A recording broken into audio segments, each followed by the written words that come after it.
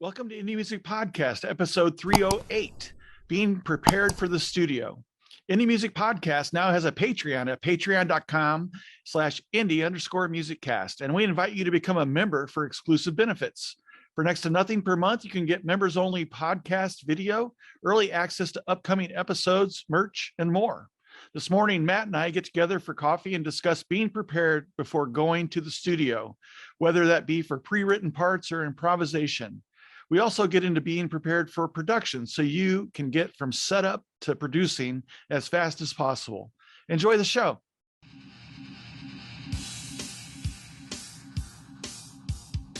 Hey, good morning. Doug. What's up? We never do level checks anymore. Level. Check. That's because we never touch anything. Never. We never touch any dials, never change anything in the studio.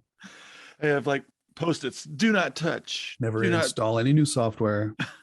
Which I just upgraded my DAW right before the meeting. Well, that's what happened that weekend that my file didn't get saved. I had never intended to upgrade Logic because it was so stable at 10.5 and I was not going to change it anytime soon. And then it upgraded to 10.7 when I wasn't, I didn't tell it to. And it was open when it happened. And so when I went to save that file, it didn't save and it didn't let me quit. And it was a mess. Well, thankfully we have Zoom backups for yeah, it's not the same. But you do a magic thing to make the Zoom audio actually sound good. So yeah, I have a lot of vocal audio editing tricks up my sleeve after a couple of years of this stuff. Yeah, after working with me for a couple of years, your audio editing skills are weekly podcast editing. It really kind of gets your chops up. Yeah. Do you recommend that for people who are looking to get their audio editing chops up? Well, I mean, I recommend regular practice of anything for anything that anybody wants to do well. Do it constantly. Well, like practicing before you come in the studio or something like that? Yeah, that kind of thing. That was a quick transition. What happened to the banter? We got to catch up and talk about weather and that's what people are here for. They want to know how the weather is. Yeah, it's cold here. Yeah, it's not cold at Matt's place. It is. Although he thinks it's cold, but that's because he's kind of a Bay Area guy. I consider the 30s to be cold. Yeah. I mean, granted, it warms up to 70 or whatever, but in the meantime.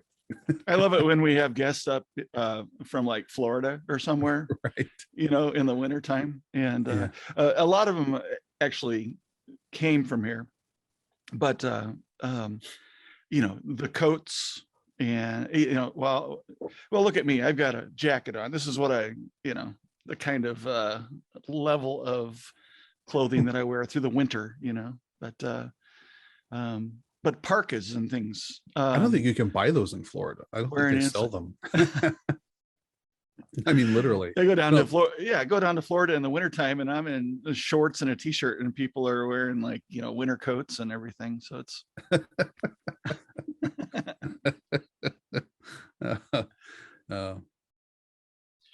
okay. Anyway, how's that banter? That was great. That was good banter. I want your coffee, man. I already drank my coffee like 2 hours ago. It's not just any ordinary coffee. It looks good. So this is influenced by a coffee company, and oddly enough, and coincidentally enough, I found them in Florida, and it is 4 shots of espresso. Okay. Topped off with a pour over of Sumatra, and then just a little bit of vanilla almond milk creamer. Interesting. And which gives it that layer. I really like that. I think you might be able to see it. No, I can see it. It's cool. And I like the layer because you get this kind of a transition of different flavor as you go to the bottom if you don't stir it up, which I like that. So the drink changes with every sip. It's a little bit different every time. So it's you know, I Well, kind of that's like very cool. yeah. Yeah. If I'll you have to you know, try that sometime. you can just sort of like kind of transcend with the drink until it's done. So I like that. Do you have a special coffee maker that you make two different kinds of coffee in, or how does that well, work? I do pour overs. I've got like this little Oh, when you say pour over, so you mean like the filter and you pour the yeah, water through the, okay. yeah, pour hot water through that, Got and it. then we got espresso maker and to do the espresso with. I'm going to start getting creative, but the thing is, I make my coffee so early in the morning, like 5:30 in the morning, 6 at the latest, that I barely have the brain power to assemble the actual Oh coffee yeah. Well, and drink it. you got to make one coffee first before you attempt something like this. So Right. this requires at least having one coffee beforehand. So Yeah. Maybe on a Sunday. That sounds like I've already had my coffee. Now I can make some coffee. yeah. So what are we really talking about today, Doc? Well, I don't exactly know where it was going to go. I had an idea in my head, but it was related to, and I don't remember the exact title, but it was related to rehearsing and preparing prior to coming into the studio. And then I posed the question, well, what if the intent is to come in and record improvisation, Right. and where that you're going to have changes, and I'm sure that you have like rehearsed the changes and things like that, but where you don't want the solos and such to be rehearsed, you want them to be spontaneous, and improv on in the moment. Yeah. And I think there's a couple different levels of preparedness coming into the studio for whatever your intent is. One, and that's really just like an artistic choice of what it is that you're looking to go for. But that was kind of my take on our topic. Yeah, that's a really interesting thing. And I've had some interesting discussions this week with people about production, studio production, preparedness, live recording versus studio recording. So I'm prepared to go any direction with this, but yeah, it's funny. I mean, I kind of get where it's coming from. It's like, don't waste your money going to the studio if you're not ready to go into the studio. Yeah. And so if because you're wasting everybody's time and the engineer's time, you're wasting money, other people in the band or studio musicians or whatever, there's it's the right thing to do is to be prepared for what it is you're going in to do. Yeah, and that's true. I mean, that's true even of a home or project studio where you're not necessarily paying for time, but time is money. And if you're sitting there noodling away coming up with something when everybody else was expecting to record their own parts, they've budgeted time, and busy people don't like to sit around when they've allocated a certain amount of time, and wait for something to happen. So yeah, well, I mean, obviously there's the situations where like other bandmates or a producer might be going, what if, and saying, let's try this or whatever, and we're in the studio situation recording, but ideas arose out of something that happened, and we want to try it, and that's different, and that kind of that's an artistic choice in the moment. And and those, if someone's going, I would really like to try this idea out, what do you think? And if you get a consensus of, yeah, let's go for that, then I don't think there's any problem there. No, that's super valid, especially in a scenario where it's not complete or you want to try a different take, and especially if you have a producer going, what, that's great, but can we try it this way? And that's not the same as coming into the studio unprepared. That's more like being in the moment and going, what, I'm inspired to try something a little different, see how it goes. Yeah, you know what I mean? Yeah, and that kind of bridges that improv thing, where maybe you didn't come in for with the intent of we're going to do improv, but maybe that artistically just sort of blooms during that process. So, I don't know why my mind always seems to go to like lead guitarists when you talk about improvisation. I mean, it can go for a vocal arrangement, it can go for a drum fill, but for some reason, when talking about improvising in the studio, I always think of a lead guitar like improvising a solo for some reason. Yeah, well, I think maybe it's because it's normally over melody, Mhm. And but that could be bass players or anybody who takes a Sure. melody. It could be the drummer, which, if you think about it, and I always have, is that if you listen and to the good drummers who have taken the time to tune their drums, Mhm. and there's a melody Mhm. in drum lines if you Right. listen for it, and oftentimes they're tuning up with other instruments or into the key of the song, and there's actually a motif of melody that goes into the toms and snare and things like that. So I think anybody can take improv Mhm. but it's generally in the context of taking a solo, I think, Yeah. over other people vamping and A things like solo that. or a riff or a fill or an ad lib. Yeah.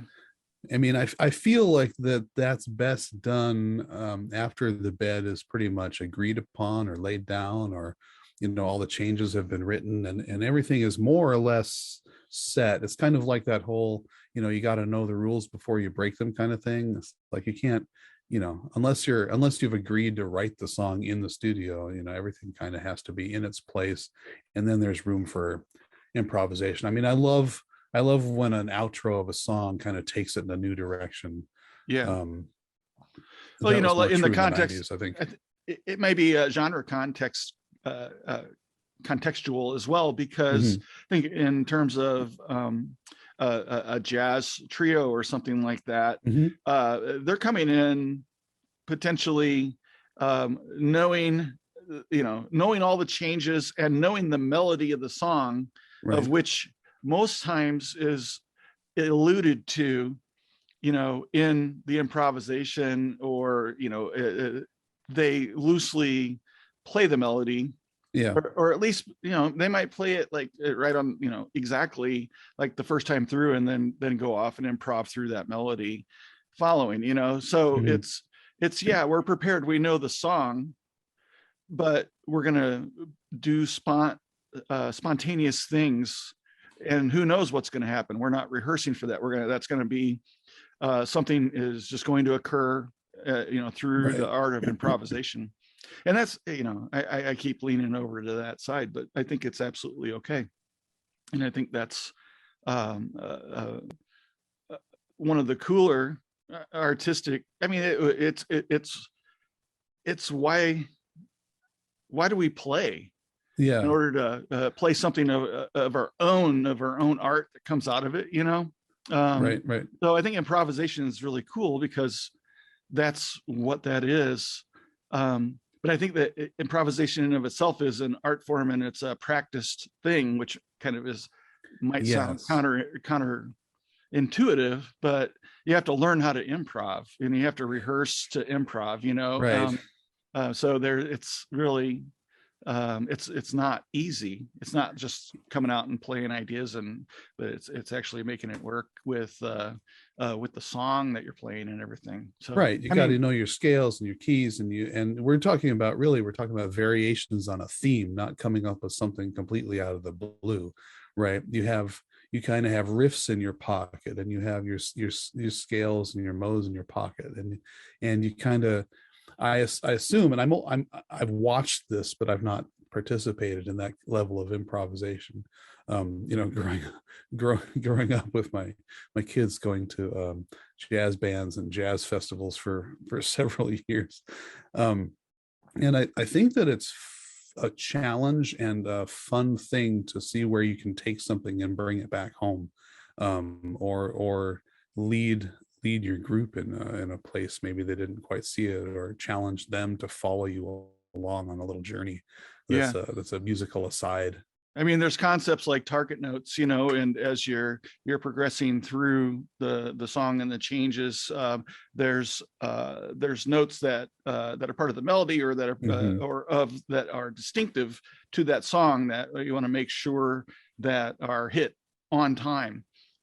So in your improvisation, you'll have in mind where these target notes are and when they occur, and you Hmm. work your way through whatever riffs you're working. It could be our combinations of all kinds of things, scales and arpeggios, and what, modes and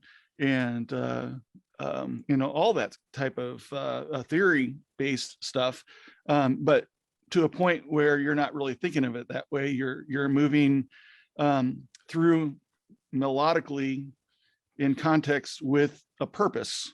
Mm-hmm.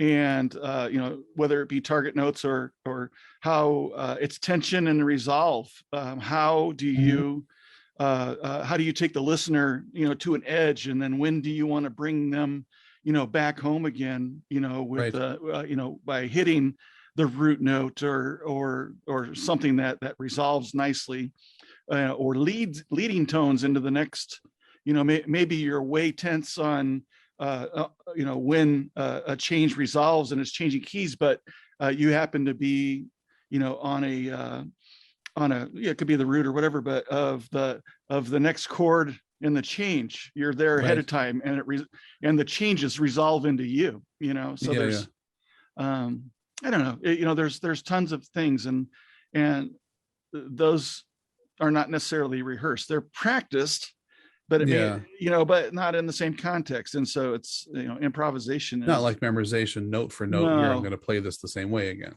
You just know your stuff, man, and when you get to a certain level, you're able to not really think about things in certain terms of how you practice them. It's more of how you play things, and you hear that stuff in your head and you know where you want to go. And I think that's valid for jamming live on stage with your jazz trio as it is for coming in and improvising a guitar solo over a bridge or a instrumental section. Yeah, absolutely. I think so too. But back to preparedness, if you're not working in that context, then you got to know your songs. You've got to know all the parts, and this may be something that's going to be need to be played the same way every time. After you record it, you're going to go out and play it live exactly the way that you recorded it on the album, because that's what your fans are going to expect. So this stuff needs to be, whether that doesn't mean it has to be completely rehearsed when you go in, but you better learn it exactly the way that you played it afterward, so that you can, then play it live, and meet those expectations. And there's lots of songs like that, Sure. I think about that a lot, about, you come up with your Kirk Hammett or your Tony Iommi, and you come up with a improvised guitar solo on the spot in the studio, and then they like, that's great, let's lay that down, move on to the next thing. And then when you have to go to rehearse, you're like, damn, I got to learn my own thing that I made up note for note, because people expect that. This is the first thing that always comes to mind when we talk about this stuff is there's a Black Sabbath song, and I believe it's on Paranoid, and it may be War Pigs, but they had Tony improvise some guitar solos in the studio, and they were, they recorded the whole album in like 12 hours, but they had him run through a couple times, and he came up with two completely different guitar solos that, as you say, they went along with the melody, they went over the, they were in the same wheelhouse, but they weren't the same. And then they just put them both in the song and panned one right and panned one left, and they're just, it sounds like two people having a riff war, and it works. And I don't think that's common, but it's very interesting to kind of hear. That's like a perfect example of being able to hear two completely different improvised solos from the studio that they left in the song, and just kind of hear how somebody interpreted that passage two different ways. Yeah, I think that might be War Pigs, and I think it's War Pigs. It seems like I saw something on that where Tony Iommi was talking about that process. I don't know if it was on YouTube or it was some video source. I don't know where it was, and I believe he was definitely talking about War Pigs in that one. Mm-hmm. I'll have to go listen to it again now. I'm pretty sure that's the one where there's just like one solo off to the right and one off to the left, and they're different solos, and it almost felt like they couldn't make up their minds, so they just put them both in, and just because it was kind of like a cacophony, but it all sounded It sounded pretty good. Yeah, let's use this one. No, but I really like this other one. Okay, we can use, but I like that first one, you know. They're like, well, we only got 10 minutes to finish this one. We've got to move on to the next song. If So I could hear, if if I could do an impersonation of Ozzy, I could hear him saying, you know, use them both. And right, it's just use them both. Move on. So, yeah. Anyway, if you're if you're going to come into the studio and do cover songs, you know, I mean, that's a thing. So, but in those cases, you may be making them your own. Right. And I have heard that. And you kind of wonder, is that on purpose or is that because they forgot the song? I think you need to, if you're going to make a cover song your own, you need to deliberately like change it and make it your own style, just to make sure that people don't think that you forgot how it really goes. But yeah, but those, I mean, I think they have to have something about them that that ties it to the original in some way. You know, there's a lot of covers done, and you recognize them as covers.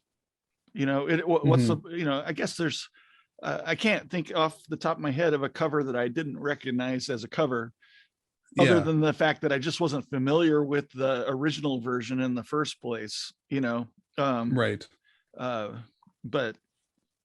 But I think more often than not, there's something that ties it, that makes it the cover, you know. Well, there are some that you don't know are cover songs because the original song was obscure and it you know, you never heard it until you heard the cover.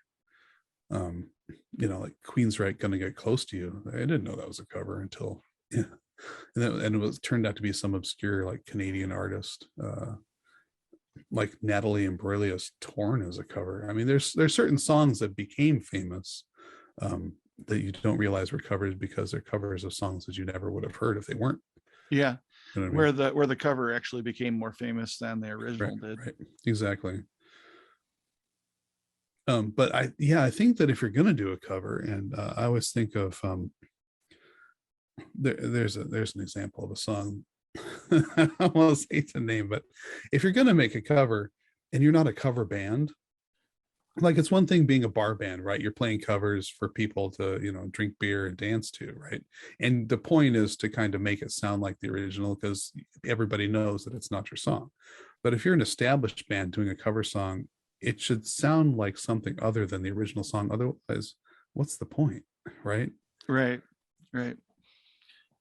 Yeah, and I think there's kind of a delineation there, and you know, in the bar band, there's covers and there's originals, and the covers are done for the most part as closely to the originals as they're capable of doing, right? And that's so that people, you know, the patrons there are recognize the songs are songs that people like. That's what draws people into the bar, right? You know, or into the venue, you know, and the more people a band can bring in, the more money the bar makes, and the more the band gets invited back, you know, and gets to play.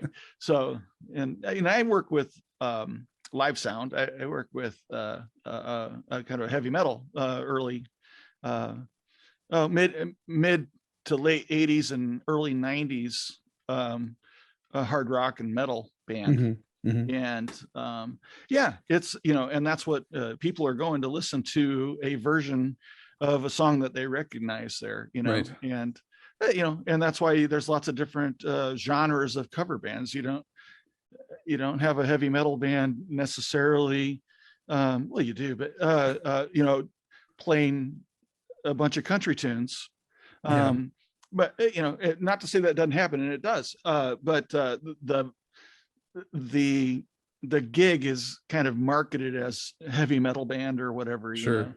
You get someone like Stuart Hamm playing bass out there, and he does everything. You know, he goes through every style in his you know, in his performance type of thing, so that it's kind of but you come to see him because he's Stu Hamm, and you know he can do that, right? Yeah. That's the fun of it. But yeah, it tends to be kind of like genre specific. I've sung in a local dad band, and it's mostly like 70s funky or metal. There's some hard rock stuff in there, 80s, but yeah, they kind of keep to what they can play kind of, and what the crowd likes. They're not going to play obscure stuff that the crowd's never heard before. The crowd needs to dance and sing along. Yeah. And with their, like a heavy metal band and stuff, but I mean, there is some, I don't often see dancing at these gigs. Moshing maybe, but not too often. A lot of, headbanging, and fist pumping, drinks, and hitting the mic. And that happens live too. Mic bumping. Sure. But yeah, I don't know. Did we get it? I don't know that we really established what it was we were talking about. Preparation for studio improvisation, I think, was what we were talking about there. Yeah. And well, it's kind of like, be prepared for what it is you're coming in to do. Yeah, like us, we didn't really come in that prepared for what we were gonna do. That's because we're the solo. That's because we're improvisers. Did we nail the solo? I don't know. We don't have a producer to tell us. Sorry. Let's do another take. Sometimes no. Sometimes we have a topic and we nail it. And sometimes we don't have a topic and we nail it. Sometimes we're just a couple of dudes drinking coffee and other times chatting on a Saturday morning. Other times we run out of time a little bit earlier than what we had hoped. That's true too. And then other times we run out of content earlier than what we had hoped. Right. That does happen. So we talk about coffee and banter. So we talk about coffee. I have purchased a new Wi-Fi extender, and I'm using it for the first time today. So really? I'm hoping that has made a difference in the quality of my Zoom video. Yeah, actually, the video has not stuttered at all. I've heard just a little bit of packet drop in the audio, but that doesn't matter because you're recording your own.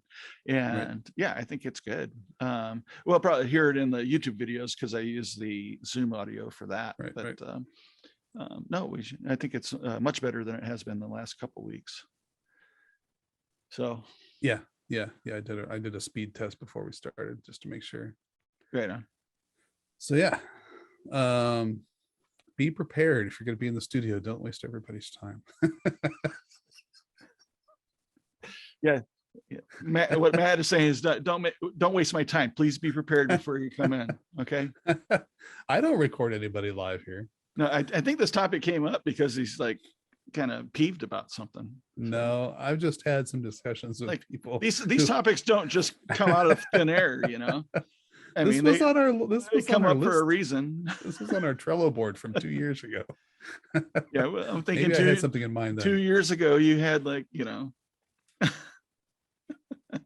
who were you working with 2 years ago? Let's see. Yeah, I do want to talk about producers and production at some point, but not today. Producers and production. Yeah.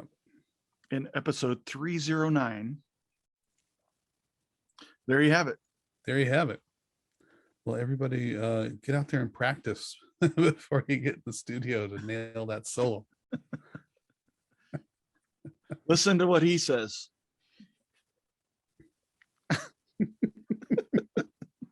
All right. I'm not going to tell you what to do. You can do whatever the heck you want. If you want to go in and completely you only deal with finished songs. That's why. You're like, well, this is the song. Yeah, because it sounds good. How'd it go in the studio? Yeah, it took like 6 months to get that to you. That does happen. That does happen. And you don't know what pain people go through. And the other thing is, and from my point of view, I don't, you send something to me and I kind of have to go, well, it's like a balance of, is this how it's supposed to sound? Or this is what you're sending me, so I have to assume that this is, what you meant it to sound like. I know there's a balance there. That may be a topic for another day. What about being prepared going into your studio to mix? where you're receiving, you're not recording, Right. but what can you do ahead of time coming into mix to be prepared and ready for receiving the recorded files? Train your ears, listen to some professionally produced and recorded music, get in the right headspace, put your phone away. Like, get rid of distractions, make sure you have a block of time and can focus on the task at hand. Sometimes it's important, and this could go for like other studio stuff too, is just to make sure that all the technical stuff's out of the way. You got your DAW open, everything is saved, and everything, all of your electronics are up and running and working, and you don't want to have anything get in the way of that creativity. You don't want to have to jump out of creative mode to go into technician mode, because that's always a bummer. It's like breaking a guitar string on stage, but the mental equivalent of that, having to your DAW crashes, or you have too many windows open so it's running slow, or or your Wi-Fi craps out, or there's any number of things, but you can kind of prepare your computer and your session and your space ahead of time to make sure that you're kind of optimally prepared to sit down and do a task without interruptions. I think that's the preparation part, I think. That moment where you set up your session, having I know you do, and I do as well, is having templates to set up your session. And, I find this very important. Don't get confused with templates to mix your session. This is to set up your session, and just to have everything created and ready for you. Where like your DAW session's up, the file name's created, the any of the plugins that you always use are disengaged but in a ready state to use, where you can get to them quickly. And you've got you may not have your tracks set up, but you have like some defaults or something like that, because you don't really know what your tracks are until you start bringing in your recording files. But having I'm certain that you can have like automation. If you drop a track in, that it automatically sets up a track name, a number, the colors. You might have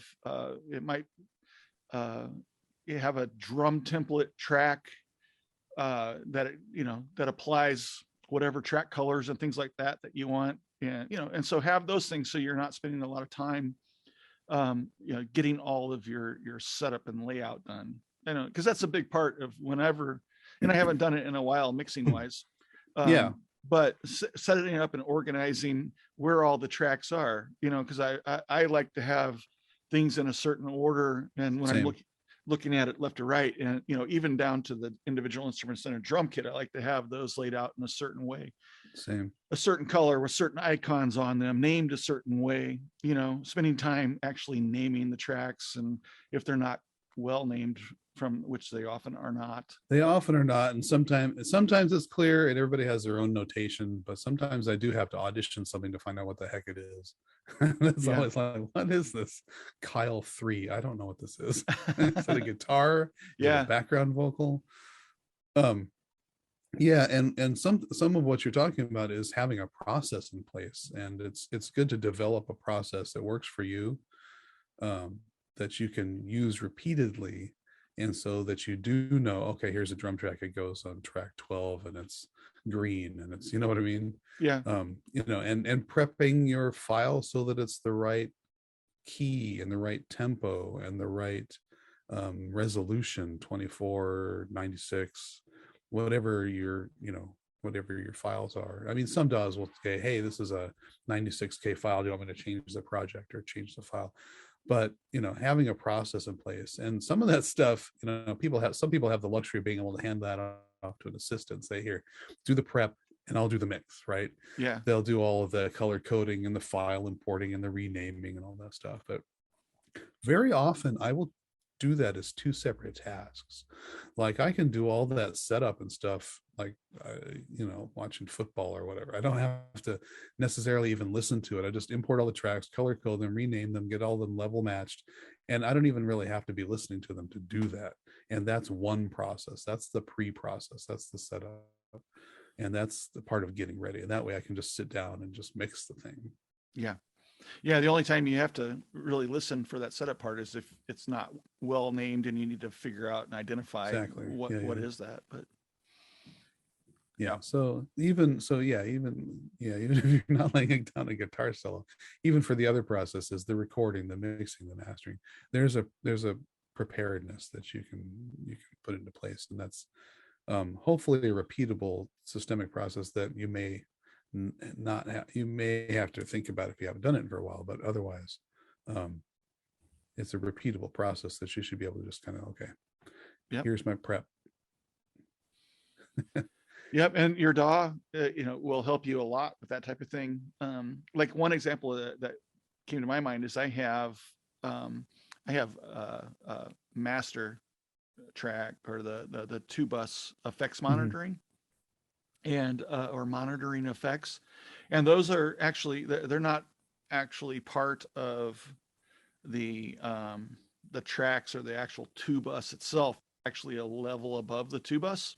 And so it monitors the two bus, and you can apply effects to it, but they don't get recorded if you were to bounce them or something like that. For me, it's a monitoring bus, and it's where I put my metering and everything. And and that's, it's global. It's for every project. I never have to set that up again. I just set it up once, and it works for every project. It's really cool. I know you have a solution like that for Logic, where you have some additional tracks that you make, and the way that you route them. It's built into Reaper, which is kind of a cool thing to have that. It's also a place where you can audition things on the master bus without putting them on the master bus, if you want. And but again, it doesn't record on the effects bus. So if you have an effects on the monitoring effects bus, then you won't actually bounce that. So that's really interesting. But it's a way that you could test something if you wanted to, but you could do that easy enough on your master bus too. So but it is super useful for just having the same set of all the metering and analytical tools, and just keep them there globally, because like I said, you set it up once and then it's available for all projects. Yeah, I really like that concept, and I stumbled on that or developed that a long time ago. But however you manifest that in your own recording software, I really like the idea of having what I call in my own DAW fake two bus, where you have all of your actual master bus effects, and then having a separate master out that has your metering on it that doesn't have any effects on it.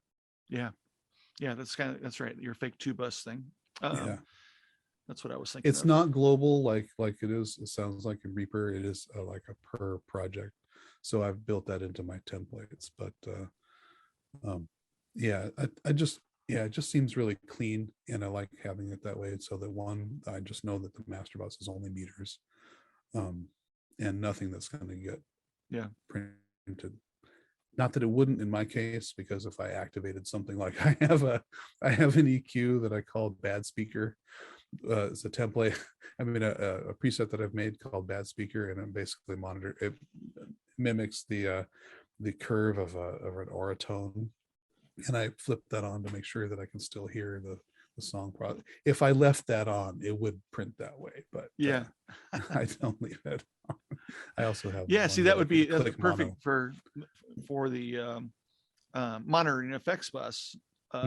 Where that would just be something that, because that's like a meter, and or a tool that you use to check and monitor your mixes with, and you would do that for every project. So having it on some type of reusable, whether it's in a template or in an effects monitoring bus like I have, would make a lot of sense for that. Yeah, I'm going to see if there is such a thing as a global track that you can use in Logic. There may be. Yeah, I don't know. I've been Usually using there it for a is, you know. decade, and there's, it's like Photoshop is so deep that there's Yeah, there's stuff I've never touched in there, even though I use it almost every day. yeah, they call it they call it effects monitoring. Mm. And it's not really, it's kind of a track, but it's not. Hmm.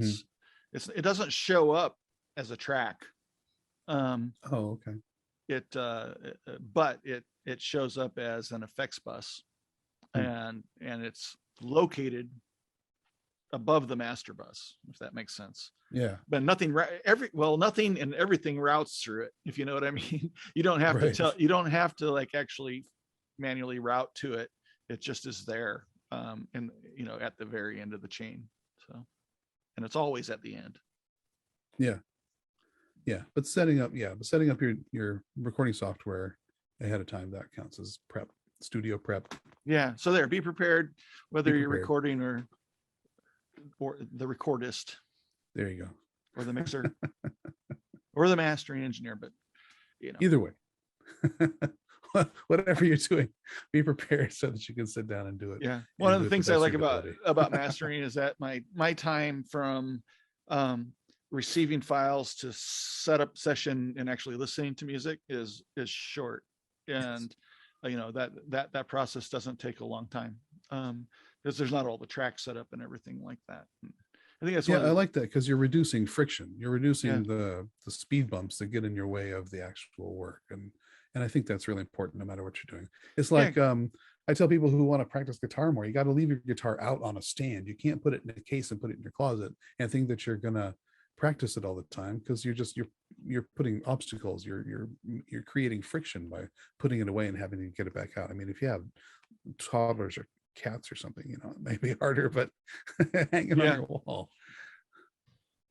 So anyway, well, hey, we better call it. That was a good one. I'm glad we kind of saved it there at the end. You kind of saved it there at the end. Yeah, I'll cut out that middle bit. Make it tighten that up. Well, if you do, let me know, and I can do the same to the video if we need to. But all right. So hey, everybody, thanks so much for listening and viewing, and hope you enjoyed the show, and hope you have a fabulous week. Cheers. Yeah, go out and make some music, have a great time, and see you soon. All right. See you later. Bye.